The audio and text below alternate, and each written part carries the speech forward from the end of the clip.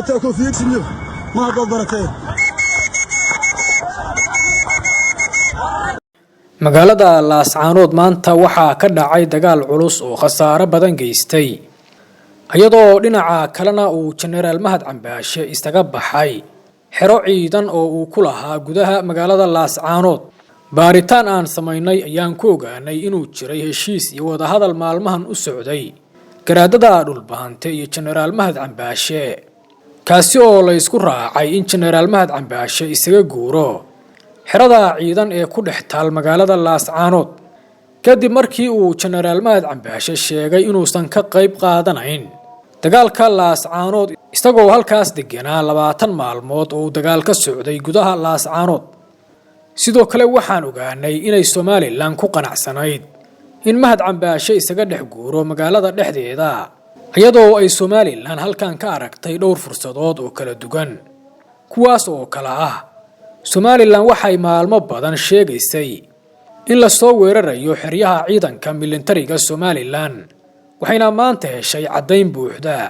oo muujinaysa in la qabsaday qaar ka mid ah xeryihii ciidanka Somaliland taasi oo run ka dhigaysa hadalkii Somaliland ee ahaa argagixiso ayaa soo weeraraysa xeryaha ciidanka waana mid Somaliland fasax u siinaysa inay soo afjarto dagaalka oo ay markaan ayadu qaado weerar caalamkuna uu ku qanci karo sidoo kale waxaa la xaqiijiyay intaan la qabsan xerada Mahad Cambaashe inay Somaliland halkaas kala baxday hub iyo gaadiid dagaal oo ka yaalay waxaana halkaas looga tagay 4 gaari oo ay lahaayeen beesha Jaamac Siyaad oo ka mid ah dhulbahante waxaana ay baabuurtan laga tagay ahaayeen kuwa aan shaqaynayn oo duqoobay kuwaas oo in ka badan 30 sano la soo isticmaalayay sida la soo cootaan General Mahad Cambaashe wuxuu haystay in ka badan 100 gaari oo cusub kuwaas oo ay Somaliland u dhiibtay hubkaasna hal mid oo ka mid ah maanta gacanta uma galin kooxda SSC